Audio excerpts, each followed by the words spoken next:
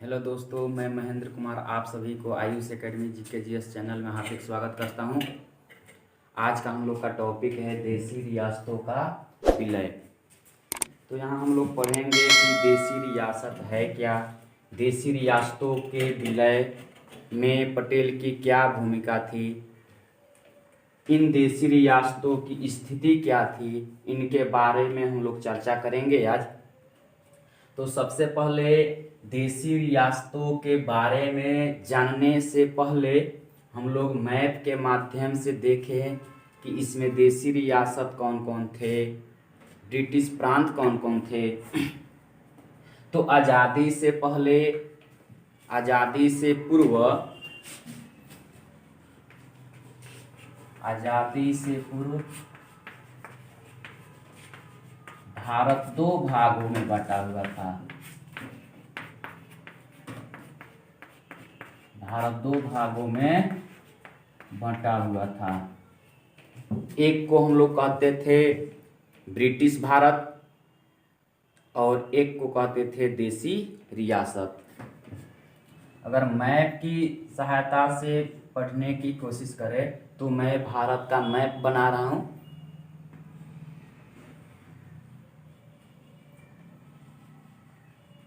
ये भारत का उत्तरी हिस्सा हम बना रहे हैं, जहां अभी वर्तमान में जम्मू कश्मीर है, और ये हम आ रहे हैं राजस्थान की ओर, और ये वाला हिस्सा है गुजरात की, जहाँ पर जूनागढ़ देसी रियासत हुआ करता था।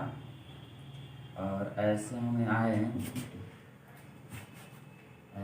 हैं तो दक्षिण भारत का मैप हम बना रहे हैं, ऐसे करके बना दिए। और इसके बाद हम उत्तराखंड बनाकर इधर की ओर बढ़ें तो मेरा यहाँ सिक्किम राज्य आएगा, और उसके बाद जो है इधर पूर्वोत्तर भारत की ओर जाएँ तो अरुणाचल प्रदेश, नागालैंड, मणिपुर, मिजोरम, त्रिपुरा, उसके बाद यहाँ मेघालय, पश्चिम बंगाल होते हुए ऐसे करते करते करते करते हम यहाँ को मिला दिए। ये रहा हमारा प्यारा सा छोटा सा भारत। इस भारत के अभी ये वर्तमान का भारत है, लेकिन आज़ादी से पूर्व इसके इस वाला एरिया में, ये वाला जो एरिया था, ये वर्तमान में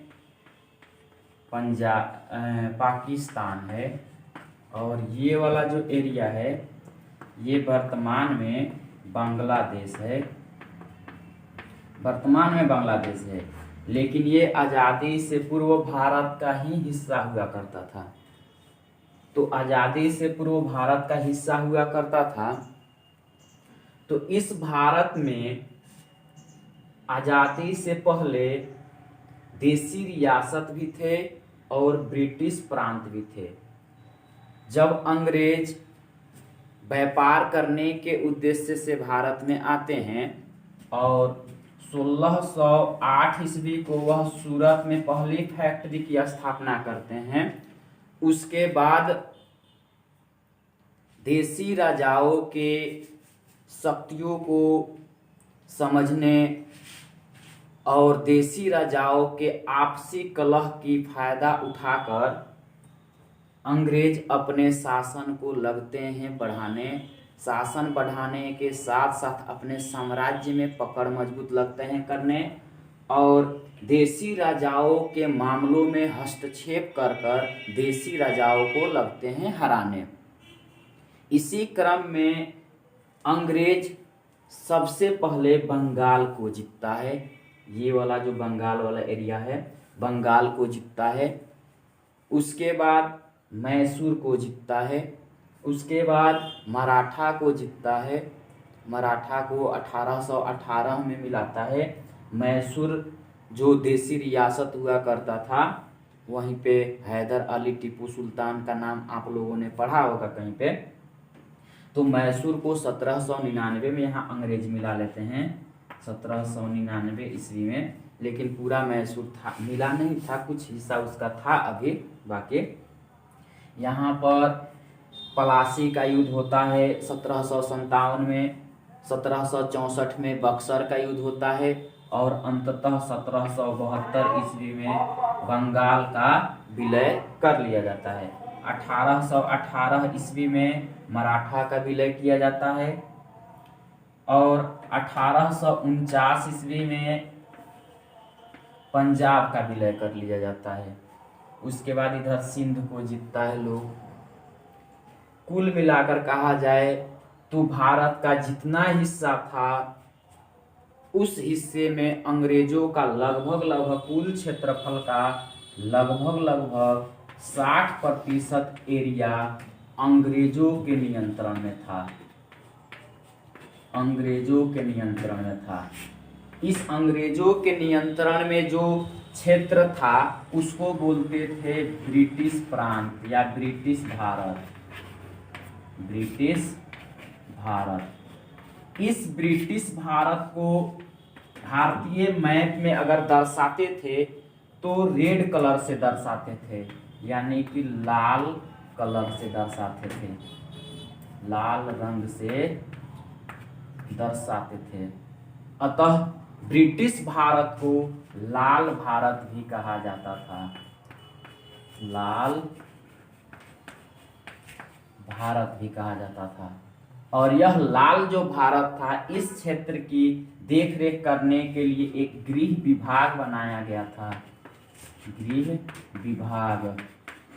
और यह गृह विभाग गवर्नर जनरल के अधीन कार्य करता था।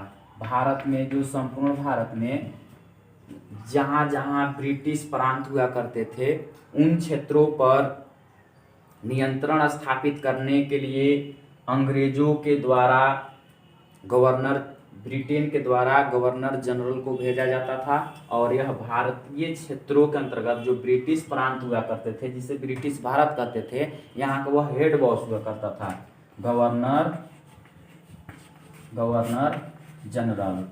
लेकिन गवर्नर जनरल को वायसराय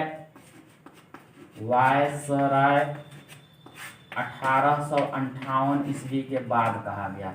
1858 ईस्वी से पहले वह गवर्नर जनरल था, भारत का गवर्नर जनरल। लेकिन यह भी भारत का गवर्नर जनरल पहले जो है 1833 ईस्वी से पहले यह भारत का गवर्नर जनरल पहले बंगाल का गवर्नर जनरल कहलाता था। तो खैर वो सब तो इतिहास में लोग पढ़ेंगे। आज हम लोग का पॉलिटी का टॉपिक चल रहा है। तो ये हो गया हम लोगों का अंग्रेजी क्षेत्र। जिस क्षेत्रों पर अंग्रेजों का नियंत्रण था उसे ब्रिटिश भारत कहते थे। वह लगभग 60% हिस्सा हुआ करता था और यहाँ लगभग 75% जनता निवास करती थी। इसे मानचित्र में लाल रंग से दर्शाया जाता था, अतः इसे लाल भारत भी कह देते थे। इस लाल भारत की देखरेख करने के लिए गृह विभाग बनाया गया था और यह गृह विभाग गवर्नर जनरल का अधीन कार्य कर रहा था या बाद में चलकर वायसराय का अधीन कार्य किया। इसी क्षेत्रों में ऐसे भी क्षेत्र थे जहां पर देसी राजा का नियंत्रण था। देसी राजा द्वारा बनाए गए कानून लागू होता था। उस क्षेत्र को कहते थे देसी रियासत। यानी कि भारतीय क्षेत्र में स्थित वैसे क्षेत्र जहां राजा द्वारा बनाए गए कानून लागू होता हो, राजा का पूर्ण अधिकार होता हो, उसको बोलते थे देसी रियासत। तो इधर हम ब्रिटिश भारत लिखे हैं, इधर हम देसी रियासत के बारे में लिख रहे हैं। ये जो देसी रियासत हुआ करते थे, देसी रियासत कुल भारत के क्षेत्रफल का लगभग 40% हिस्सा था। इस एरिया की अगर बात करें, क्षेत्रफल की बात करें, तो कुल का 60% अंग्रेजों का है तो 40% देसी राजाओं का है। लगभग यहाँ पॉपुलेशन जो था यहाँ 75% है तो यहाँ लगभग 25% पॉपुलेशन है, जनसंख्या है। इस देसी रियासत को भारतीय मानचित्र में पीला रंग से दर्शाया जाता था। किस रंग से? पीला रंग से। और यह जो पीला रंग से दर्शाते थे, अतः देशी रियासत को पीला भारत भी कह देते थे, पीला भारत भी कहते थे। वहां लाल रंग से दर्शा रहे हैं तो लाल भारत, यहाँ देशी रियासत को पीला रंग से दर्शा रहे हैं तो पीला भारत कहलाता है। यह देशी रियासत जो लगभग भारत में 562 देशी रियासत हुआ करता था। यह देशी रियासत जो है, जैसे कहने का मतलब यहाँ अगर हम लोग बात करें, अगर हम लोग यहाँ बात करें तो यहाँ हैदराबाद देशी रियासत हुआ करता था, यह पीला कलर से दर्शाते थे हैदराबाद देशी रियासत। यहाँ मैसूर देशी रियासत हुआ करता था, यहाँ पर जूनागढ़ देशी रियासत हुआ करता था, यहाँ पर जम्मू कश्मीर देशी रियासत हुआ करता था, यहाँ पर झांसी देशी रियासत था। यानी कि ऐसे करते करते पूरे भारत में लगभग 500 देशी रियासत थे और उसे पीला भारत कहा जाता था, पीला रंग से दर्शाया जाता था। यहाँ लिख दे रहे हैं पीला रंग। लेकिन इस देशी रियासत के जो राजा होते थे, यह ब्रिटिशों से डरते थे। इनका डर था कि ब्रिटिश कहीं इस पर आक्रमण न कर दे और देशी रियासत को न जीत ले। तो डर के कारण देशी रियासत अंग्रेजों से वफादारी की संधि किया। क्या किया? वफादारी की संधि। ये वफादारी की जो संधि है देशी रियासत कर रहा है अंग्रेजों से, और वफादारी की संधि करने के बाद रक्षा जो मामला होता था देशी रियासत का, रक्षा मामला, विदेश मामला और संचार मामला, ये तीनों विषय अंग्रेजों को सौंप दिया। ये तीनों विषय दे दिया किसको? अंग्रेजों को दे दिया। कौन दे दिया? देशी रियासत दे दिया। अब रक्षा, विदेश मामला या संचार से संबंधित कोई भी कानून बनाना होता था, कौन बनाता था?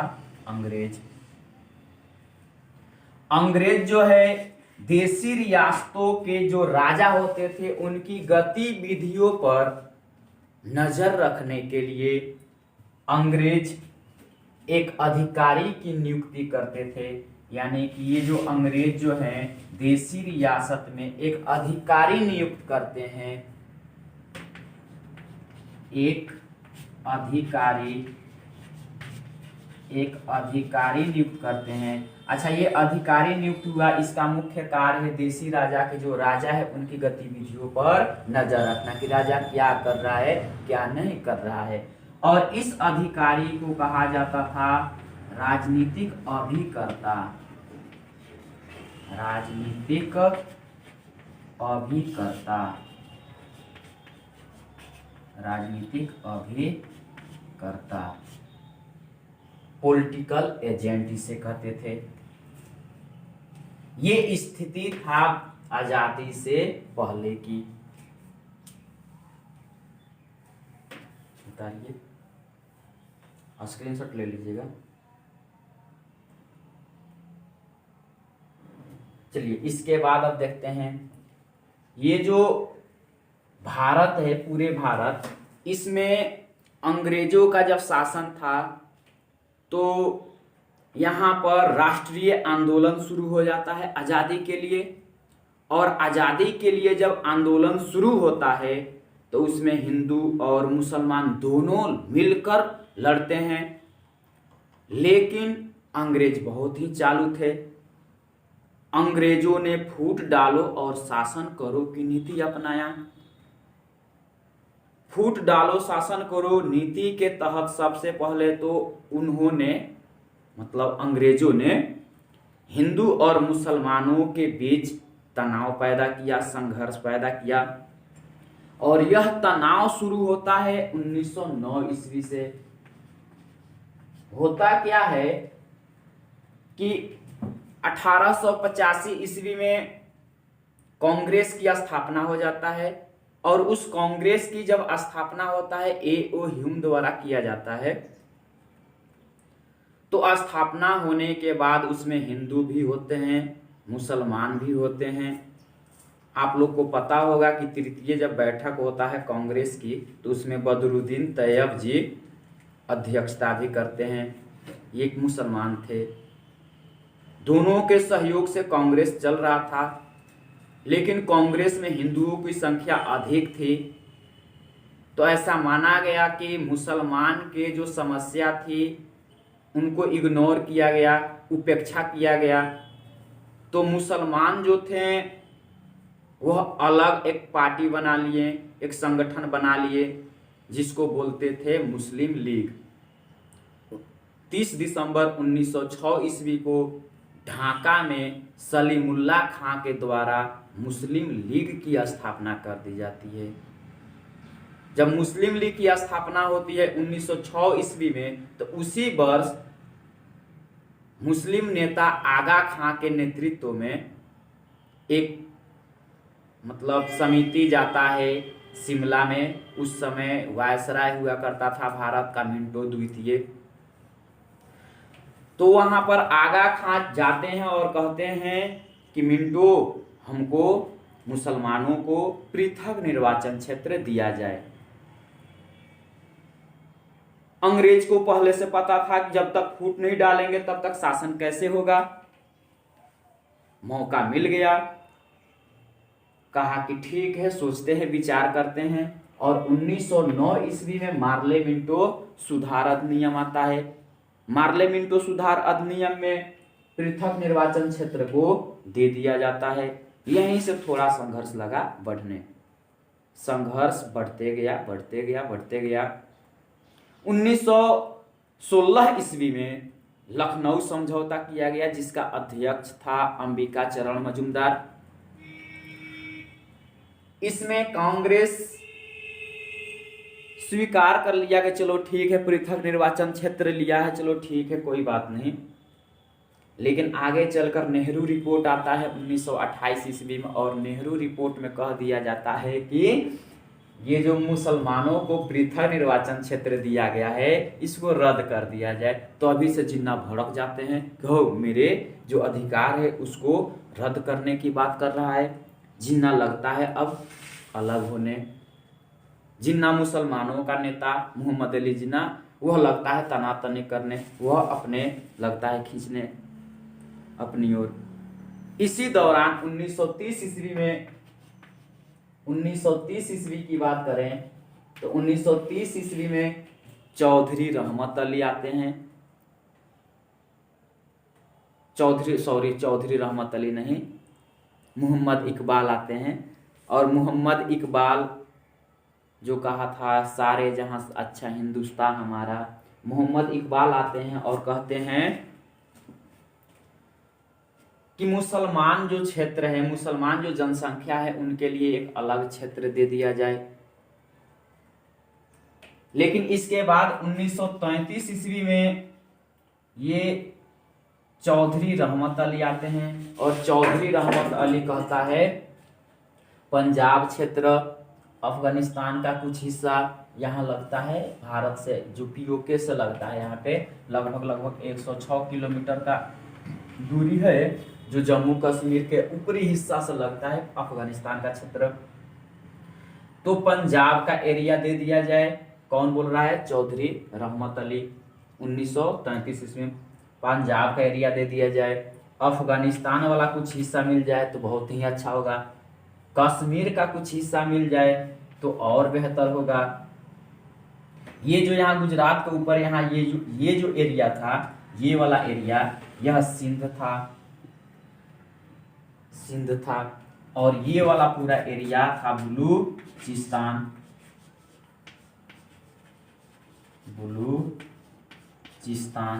इसका अंतिम अक्षर TAN।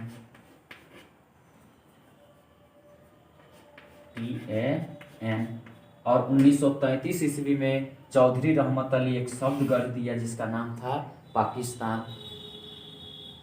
1940 ईस्वी में मोहम्मद अली जिन्ना, MN जिन्ना, मोहम्मद अली जिन्ना, ये 1940 ईस्वी में लाहौर बैठक करते हैं मुस्लिम लीग के द्वारा। वहीं पे कह देता है पाकिस्तान को अलग देश बनाया जाए, यानी कि पाकिस्तान अलग देश बनेगा, अलग देश बनेगा। उसके बाद भारत में आंदोलन होता है, भारत छोड़ो आंदोलन, उसमें मुसलमानों की कम भूमिका होती है। अंततः 1946 ईस्वी में अंग्रेज के द्वारा भारतीय संविधान बनाने के लिए कैबिनेट मिशन भेजा जाता है। कैबिनेट मिशन का अध्यक्ष होता है पैथिक लॉरेंस, एबी एलेक्जेंडर और स्टेफोर्ड क्रिप्स उसके अन्य सदस्य होते हैं। अब कैबिनेट मिशन भारत आता है मार्च 1946 को, और आने के बाद कहता है कि तुम अलग राज्य देश बनाने की मांग क्यों कर रहा है जिन्ना, नहीं दिया जाएगा, तुम्हारा पाकिस्तान नहीं मिलेगा, दोनों भाई एक साथ रहो, और दोनों भाइयों के लिए हम एक संविधान बनाने की बात कर रहे हैं, यानी कि संविधान बनेगा दोनों के लिए एक ही बनेगा। जिन्ना भड़क गए, कहे ना हमारा अलगे चाहिए, हमारा अलगे चाहिए। कौन बोल रहा है? जिन्ना। अब तुहार अलगे चाहिए कैसे होगा? 16 अक्टूबर, यहाँ लिख रहे हैं 16 अक्टूबर 1946 ईस्वी को, 16 अक्टूबर 1946 ईस्वी को मुसलमानों के द्वारा प्रत्यक्ष कार्यवाही दिवस मनाया गया। प्रत्यक्ष कार्यवाही दिवस, प्रत्यक्ष कार्यवाही दिवस मनाया जाता है। और इसी दिन मोहम्मद अली जिन्ना कहते हैं लड़कर लेंगे पाकिस्तान, कैसा हूं भी चले, कैसा हूं भी वो लड़कर लेंगे पाकिस्तान। और सांप्रदायिक दंगा शुरू हो जाता है। सांप्रदायिक दंगा शुरू होता है तो इस समय भारत का वायसराय था लॉर्ड वेवेल। कौन था? Lord Wavell. लॉर्ड वेवेल के काल में लगा सांप्रदायिक दंगा होने। लॉर्ड वेवेल कहें कि अब भाई हम खिसक लेते हैं। लॉर्ड वेवेल साहब चले गए कहां? ब्रिटेन। उसके जगह पर भेजा गया लॉर्ड माउंटबेटन को। अच्छा ये वाला हो गया, इसको हम थोड़ा मिटा रहे हैं।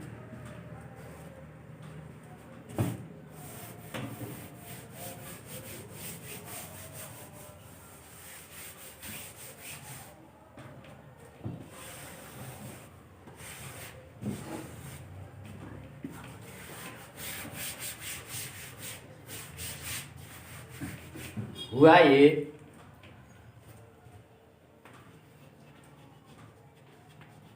मार्च के आसपास ही आते हैं। मार्च 1947 में भारत आते हैं नया वायसराय बनकर। कौन? तो लॉर्ड माउंटबेटन।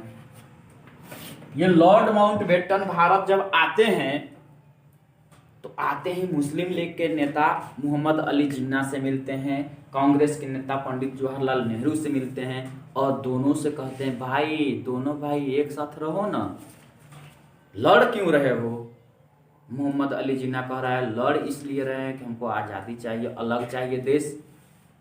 अब दोनों मान ही नहीं रहा था। दोनों क्या मतलब कांग्रेस तो खैर सांप्रदायिक दंगा देखकर मान गई,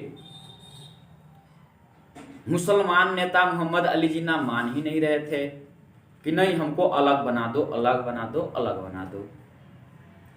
अंत में लॉर्ड माउंटबेटन ने निर्णय निकाला कि चलो रे काहे ना हम इसको अलगिए दें। और अलगियाने के लिए, अलग करने के लिए 3 जून 1947 ईस्वी को एक योजना लाता है, एक प्लान लाता है जिसको कहते हैं विभाजन की योजना। किसकी विभाजन, तो भारत की विभाजन। क्या लाता है, विभाजन की योजना। अच्छा, विभाजन की योजना कब लाया, 3 जून 1947। कौन ला रहा है, माउंटबेटन। अतः इस योजना को 3 जून योजना भी कह देते हैं, 3 जून योजना भी कह देते हैं। इसी को लॉर्ड माउंटबेटन योजना भी कह देते हैं, लॉर्ड माउंटबेटन योजना भी कह देते हैं। इसी को डिक्री वर्ड प्लान भी कह देते हैं। इसी को, क्योंकि ये जो विभाजन की योजना लाया था लॉर्ड माउंटबेटन, तो दिल्ली में गवर्नरों के सामने कहा कि हेस्टिंग्स को कि ए हेस्टिंग्स तुम जाओ, यह गवर्नरों के सामने प्रस्तुत करो। और हेस्टिंग्स ने इसको प्रस्तुत किया, तो इसको कहा गया इस्मा प्लान। जवाहरलाल नेहरू को पता चला योजना के बारे में, तो कहा जवाहरलाल नेहरू ने कि जिस तरह से यूरोप में बाल्कनीकरण हुआ, यूरोप का एक क्षेत्र था बाल्कन, वहीं पे अनेक देश बने, उसको कहा गया बाल्कनीकरण। तो जवाहरलाल नेहरू कहे कि भारत में भी बाल्कनीकरण होगा, तो इसको बाल्कन प्लान भी कहा गया, बाल्कन प्लान। अब ये जो योजना है, इस योजना को लॉर्ड माउंटबेटन साहब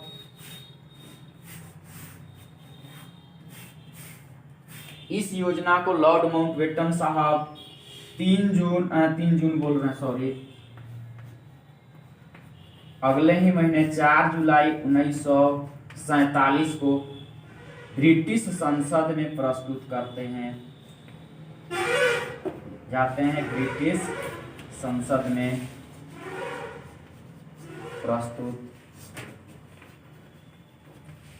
और ये ब्रिटिश जो संसद है, ब्रिटिश संसद के द्वारा इस योजना में बहस चलता है, और लगभग 14 दिन बहस चलने के बाद 18 जुलाई 1947 को योजना पारित हो जाता है, योजना पारित हो जाता है। अब योजना पारित हो गया 18 जुलाई 1947 को। इसी योजना पारित होने के बाद एक अधिनियम बनता है, संसद के द्वारा एक अधिनियम बनाया जाता है, जिसको कहते हैं भारतीय स्वतंत्रता अधिनियम। 1947 का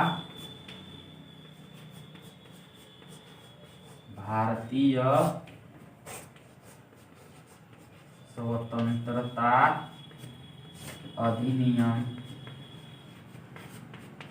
या इसी को बोलते हैं भारत शासन अधिनियम 1947।